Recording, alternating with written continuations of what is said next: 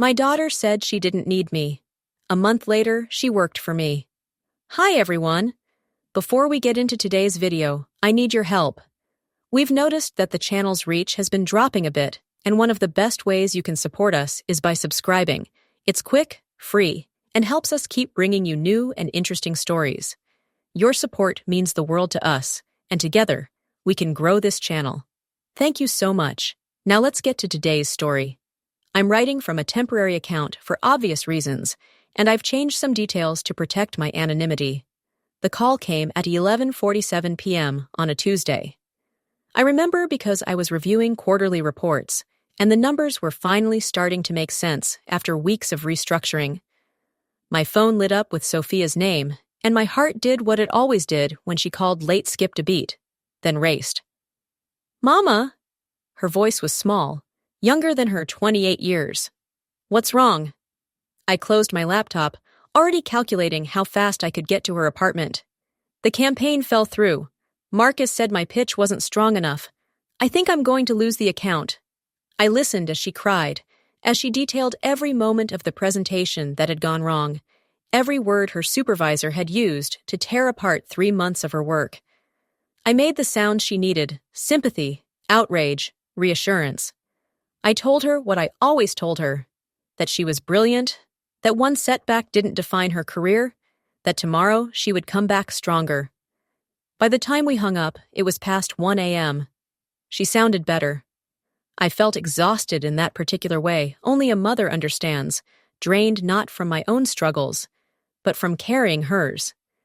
This was our pattern, had been for years. When Sophia was 6 and came home crying because Emma Whitmore had told her she was too tall and too skinny, I held her and taught her that different was powerful.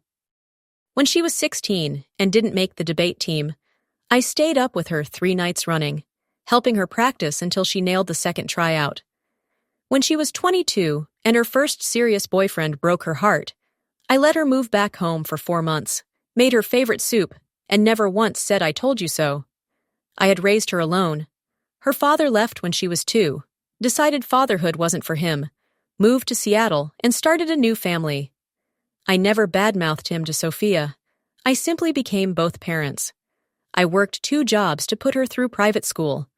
I sold my car to pay for her college tuition when the scholarship didn't cover everything. I moved to a smaller apartment so she could stay in the dorms, could have the full college experience, could build a life without worrying about money. Every choice I made for her. Every sacrifice felt natural, necessary, right. She graduated summa cum laude. I sat in the audience and cried through the entire ceremony, watching her walk across that stage in her cap and gown, watching her accept her diploma, watching her become the woman I had always known she would be. After graduation, she struggled to find work. The economy was bad, competition was fierce, and entry-level marketing positions were scarce. She sent out hundreds of applications, went to dozens of interviews, and got rejected again and again. I used every connection I had. I called in favors from people I barely knew. I rewrote her resume 7 times. I paid for a professional portfolio. I coached her through interviews, sitting with her at my kitchen table, playing the role of hostile hiring manager until she could answer any question without hesitation. Finally, she got the job at Meridian Creative. Mid-sized firm, good reputation, room for growth. She called me from the parking lot after they made the offer, her voice breathless with excitement. I did it, Mama. I actually did it. You did, I said, feeling that familiar pride bloom in my chest. I'm so proud of you, baby. The first year was hard. She called me almost every day, sometimes just to vent, sometimes to ask for advice, sometimes because she needed to hear someone tell her she wasn't failing. I was always there, always picked up, always had time. I helped her negotiate her first raise. I taught her how to navigate office politics, how to read people, how to know when to push and when to be patient. I shared everything I had learned in my own career, every hard-won lesson, every strategy that had worked. By year 3, she was thriving. She had her own accounts, her own team, respect from her supervisors. She moved into a beautiful apartment in the downtown arts district, She traveled for work conferences, client meetings, industry events. Her Instagram was full of photos from hotel lobbies and airport lounges and restaurant tables covered in craft cocktails. She called less frequently. Once a week, maybe, then every other week. Our conversations grew shorter, more transactional. She was busy, I understood. I was proud she was busy. I started my own consulting firm around then. After 20 years working for other people, I wanted to build something of my own. It was terrifying and exhilarating. I worked 18-hour days, built a client base from scratch, hired a small team. Sophia knew I had started the company, but I don't think she really understood what that meant. When we talked, she would tell me about her projects, her challenges, her victories. I would listen and encourage and advise. She rarely asked about my work. I told myself that was okay. She was young, focused on her own life. That was natural. The last time we had coffee together was in April. She was preoccupied, checking her phone constantly, texting while I talked. Halfway through, she got a call she said she had to take.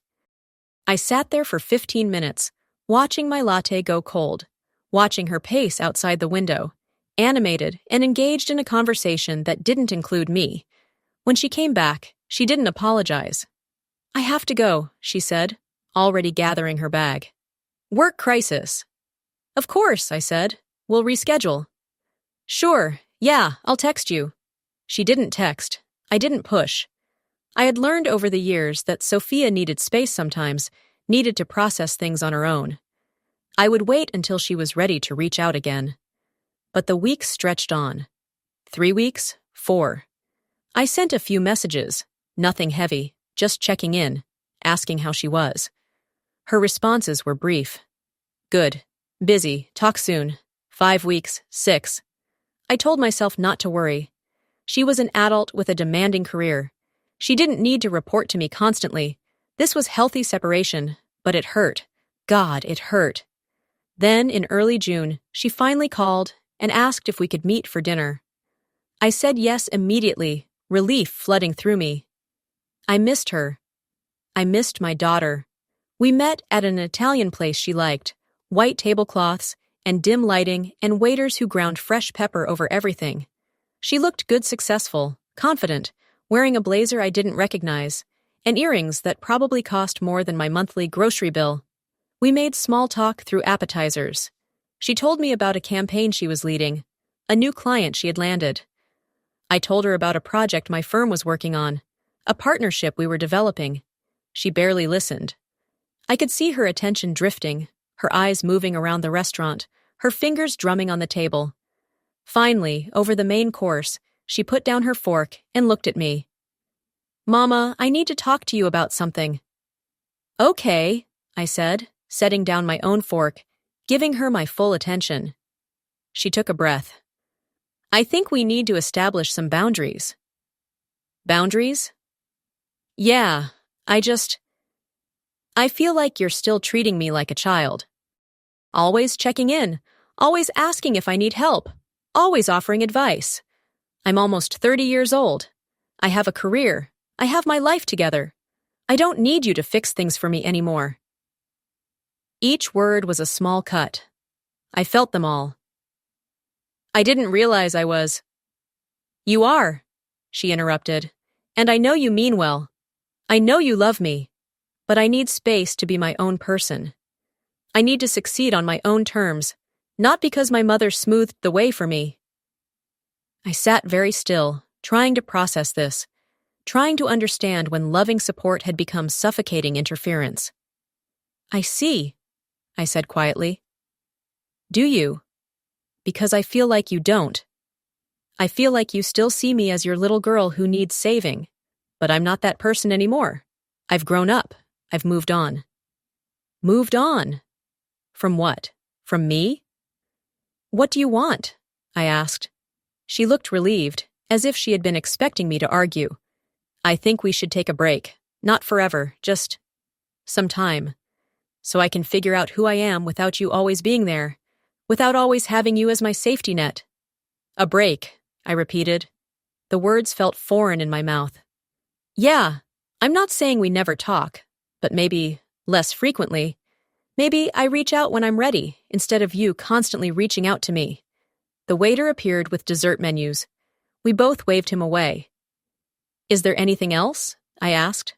My voice sounded calm. I was proud of that. Inside, I was shattering. Sophia hesitated.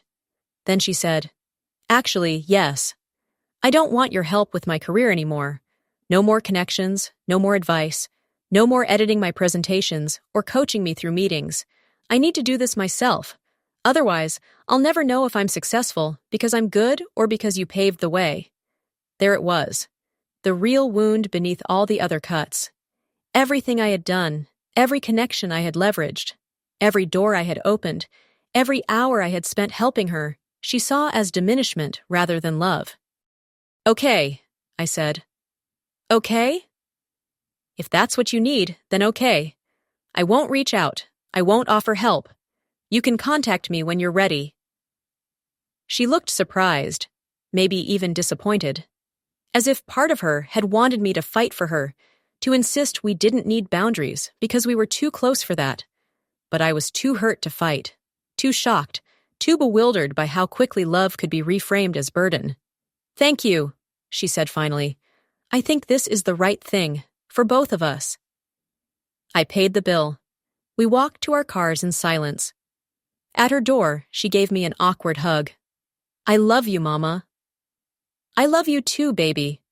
I drove home and didn't cry. I walked into my apartment, changed into pajamas, and still didn't cry. I climbed into bed, turned off the light, and finally, let the tears come. I cried for the little girl who had needed me. I cried for the woman who no longer did. I cried for all the years I had given, and all the ways it apparently hadn't been enough or had been too much. I cried until I was empty, until I had nothing left. And then I stopped crying and made a decision.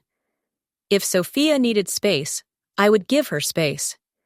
If she needed to succeed without me, I would let her succeed without me.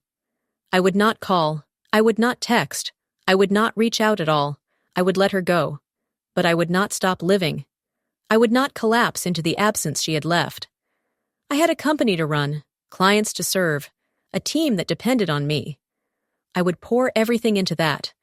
I would build something so substantial that my worth couldn't be questioned. Not by my daughter, not by anyone. The next morning, I went to work and I didn't think about Sophia. Well, I tried not to think about Sophia. Every time my mind drifted toward her, I forced it back to spreadsheets, to client proposals, to hiring decisions. My company was at a critical juncture.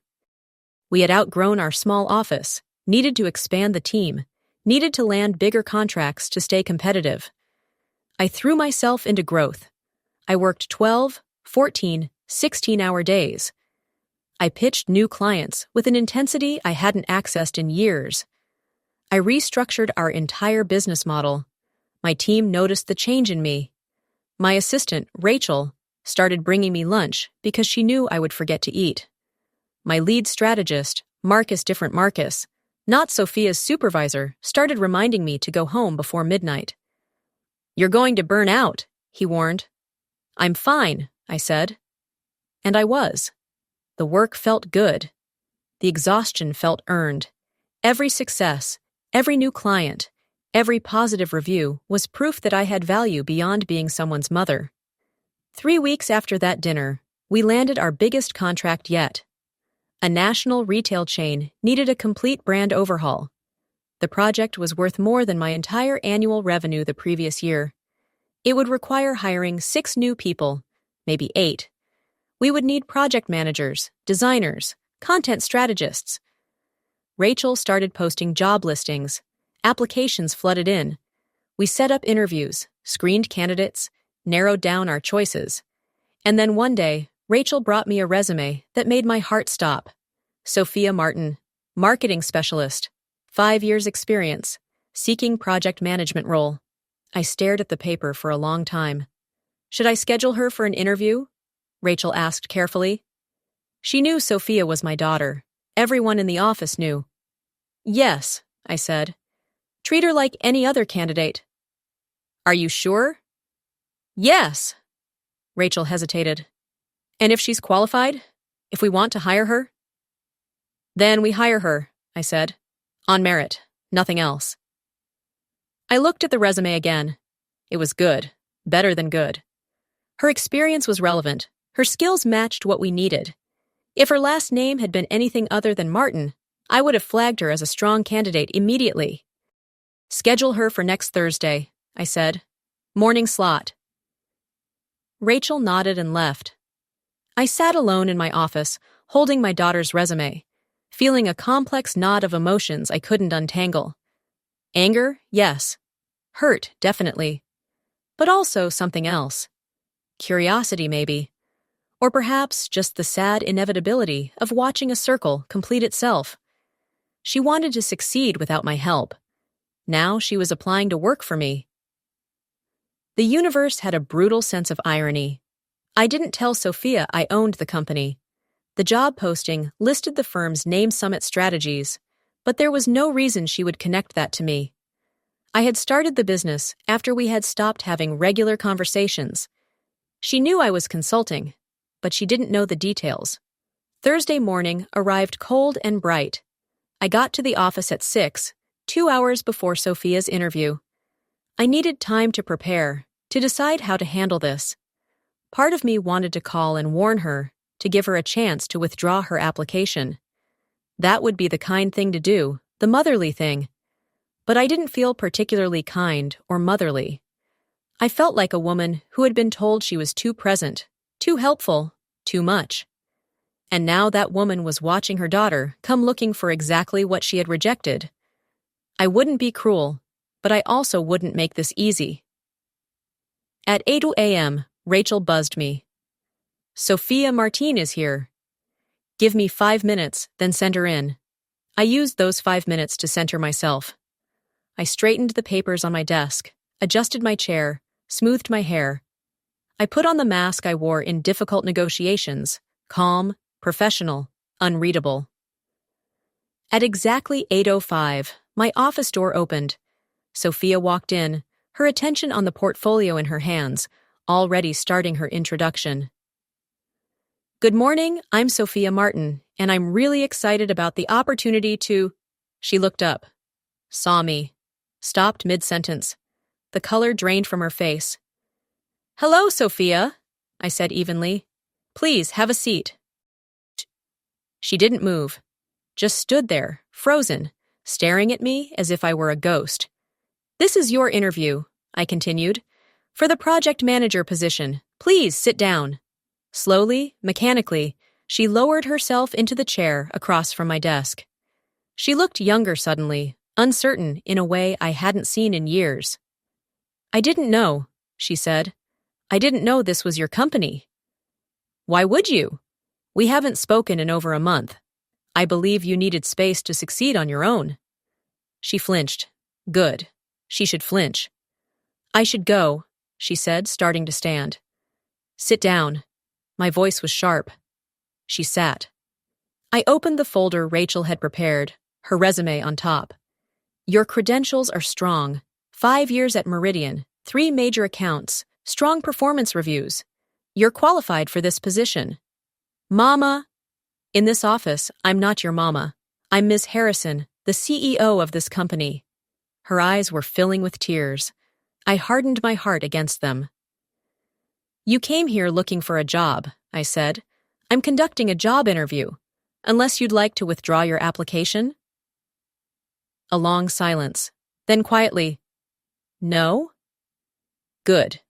Tell me about your experience leading cross-functional teams. For the next 30 minutes, I interviewed my daughter as if she were a stranger. I asked about her project management experience, her approach to client relations, her skills in budget oversight. She answered, her voice growing steadier as we fell into the familiar rhythm of professional conversation. She was good. I could see that objectively now, separated from maternal pride. She understood strategy, communicated clearly, showed genuine insight into complex problems. If she were anyone else, I would hire her without hesitation, but she wasn't anyone else. Do you have any questions for me? I asked finally. She met my eyes. Will you be able to work with me, professionally? Can you follow directions from your supervisor? Even when that supervisor is someone you've asked to step back from your life? Direct hit. I saw it land. Yes, she said. Then I can work with you professionally. I closed the folder. We have 3 more candidates to interview. You'll hear from us by end of week. She stood, then hesitated. I really didn't know. I swear. I saw the posting. The job description matched what I wanted, so I applied. I had no idea. What difference does it make? I asked. You need a job. We have an opening. Either you're qualified or you're not. But you... I what? I offered to help you with your career, and you told me no, so this isn't help. This is business. You applied. I'm considering you. That's all this is. She looked like she wanted to say more, but instead she just nodded and walked to the door. With her hand on the handle, she turned back. For what it's worth, I'm sorry. About what I said at dinner. About all of it. Apologies don't interest me right now, I said. Results do. She left. I sat alone in my office for a long time after, staring at her resume, feeling the complicated weight of power and pain. I could reject her application, send a polite email saying we'd found a better fit. That would be the clean choice, the one that kept our personal and professional lives separate. But I didn't want to take the clean choice. I wanted her to understand something. I wanted her to see what she had dismissed so easily. When Rachel came in an hour later, I told her to move forward with Sophia's application. Really? Rachel looked surprised. She's qualified. She interviewed well. Hire her. Even though... Especially because, I said. The offer letter went out Friday afternoon. Sophia accepted Monday morning. Her first day was the following week. I watched from my office as Rachel gave her the tour, introduced her to the team, showed her to her desk. She looked small and nervous, glancing at my closed door every few minutes. I didn't call her in. Didn't stop by to welcome her. I let her settle, let her wonder. At 3 p.m., I sent her a meeting invitation for the next morning. Subject, project briefing. She showed up 5 minutes early, portfolio in hand, dressed in sharp business casual. Professional armor. Close the door, I said. She did. This is how this is going to work, I began. Here, you are not my daughter. You are a project manager. I am not your mother. I am your boss. You will receive no special treatment, no extra chances, no allowances for our history. You will be held to the same standards as everyone else on this team. Higher, probably, because people will be watching to see if I play favorites. I understand. Do you? Because this will be hard. Harder than working for anyone else. I know how you think. I know your weaknesses. I know exactly where you tend to cut corners. I don't. You do. You're brilliant with the creative side, but you get impatient with the administrative details. You want to jump to solutions before fully analyzing the problem. You charm your way through situations that require documentation. She was silent, but I could see the truth in her face. Here, that won't fly, I continued. You will document everything. You will analyze thoroughly. You will follow process. Or you will fail. I can do it. We'll see. I handed her a thick folder. This is your first project. Mid-sized client, rebranding campaign, 8-week timeline. You'll lead a team of 4. Budget is in the folder. Questions? Just one. She took the folder. Why did you hire me? I considered lying. Considered saying it was purely professional, that she earned the position on merit. But we were past easy lies. Because you needed to learn something, I said. You needed to see that the help I offered you, the help you rejected, wasn't because I thought you were weak. It was because I am strong. Strong enough to have built this. Strong enough to have carried you and built a career. Strong enough to succeed with or without your gratitude. Her eyes filled with tears again. Don't cry in my office, I said, not unkindly. Cry at home if you need to. Here, I need you focused. She blinked hard, straightened her shoulders. Yes, ma'am. Good. First team meeting is tomorrow at 9. Come prepared. She left with the folder. I watched her go, feeling something shift inside my chest. Not forgiveness, not yet. But maybe the first edge of it. The beginning of a different understanding. The first week was brutal. I pushed her hard, checked every detail, questioned every decision. The team noticed, started murmuring about favoritism in reverse. Rachel finally confronted me. You're being too hard on her. Am I? You know you are. She's doing good work, but you won't acknowledge it. You're setting her up to fail. I'm setting her up to succeed, I corrected. On her own merit. Isn't that what she wanted? Rachel gave me a look that said she knew exactly what I was doing and didn't approve, but she didn't push further. By week 3, something changed. Sophia stopped looking nervous, stopped seeking my approval. She focused on the work, collaborated well with her team, made smart decisions. She documented everything, analyzed thoroughly, followed process. She was good at this, better than I had expected. In week 4, she came to me with a problem. The client wanted to expand the scope, but not the budget. She laid out 3 possible solutions, with pros and cons for each. What do you think? She asked. I think you're the project manager. What do you think? She chose option 2, AI compromise, that gave the client some of what they wanted while protecting our margin. It was the right call. Solid decision, I said. Really? Really. The look on her face surprised pleasure mixed with pride, reminded me of when she was 12, and I praised a school project. That same need for approval, that same hunger for recognition. Maybe some things didn't change, even when we pretended they did. By week 6, the project was ahead of schedule and under budget. The client loved the initial concepts. Sophia's team respected her. She had earned her place here, separate from me. One evening, I was working late when I saw her light still on. I knocked on her doorframe. Got a minute? She looked up, startled. Of course. I sat in the chair across from her desk, a reversal of our usual positions. Good work on the Hansen account. Thank you. I mean it. You've handled it well, better than I expected. She smiled, tentative. That's almost a compliment. It is a compliment. We sat in comfortable silence for a moment. Then Sophia said, I was wrong. What I said at dinner, about not needing your help. Were you? Not about needing space. I did need that. I still do, sometimes. But I was wrong about the rest. I made it sound like everything you did for me was suffocating. Like I succeeded despite you rather than because of you. That wasn't fair. No, I agreed. It wasn't. Working here, seeing what you've built, seeing how you lead, I didn't understand. I didn't know what it took to create all this. I thought your help was just, I don't know, mothering. But it wasn't. It was you sharing your strength, and I rejected it. You did. I'm sorry. I looked at my daughter, this woman who had hurt me so deeply, who was learning lessons I could never have taught her with words alone. I accept your apology, I said. But Sophia, you need to understand something. I didn't hire you to punish you or to prove a point. I hired you because you're good. Because this company needs people who are good. But I also hired you because I wanted you to see me. Really see me. Not as the mother who fixes things or the safety net you don't want, but as the woman I am, the professional I am, the person I built myself into.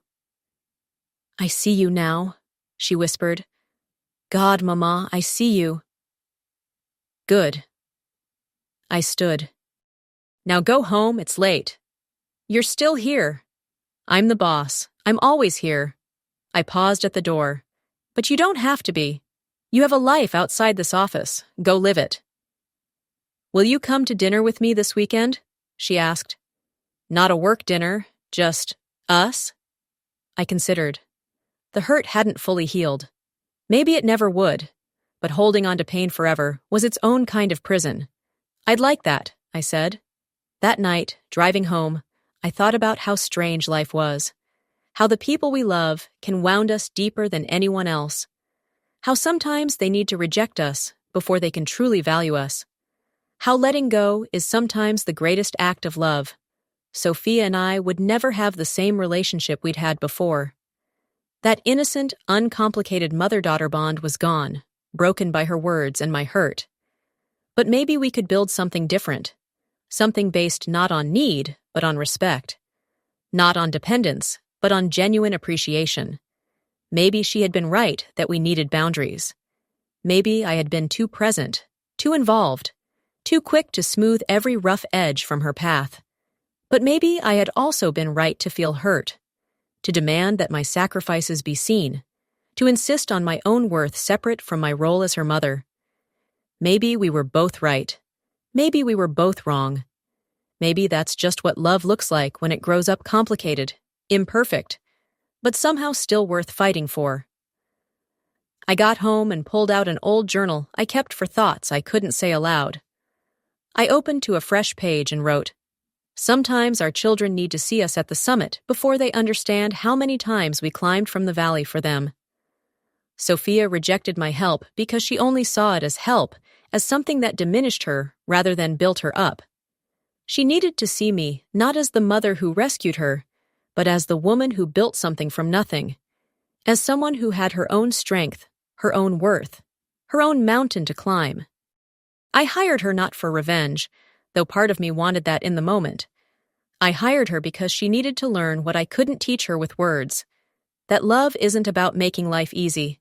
It's about showing up day after day, strong enough to carry others until they're strong enough to carry themselves. She sees me now, really sees me, and in her eyes, I saw something I hadn't seen in years: respect. Maybe that's what this was all about, not gratitude, though that matters too, but respect. Understanding that the mother who baked cookies and dried tears is also the woman who built a company. That the person who loved her unconditionally is also the person who demands excellence. We are having dinner this weekend. I don't know what we'll say to each other outside the office, in that space where we're not boss and employee but mother and daughter. I don't know if we can find our way back to easy affection, to trust without boundaries. But I know we're trying, and maybe trying is enough. She learned something working for me, but I learned something too. That letting go doesn't mean letting go of love. It means loving them enough to let them stumble, to let them fail, to let them find their own way, even when every instinct screams to intervene. I didn't save Sophia by hiring her. I didn't punish her either.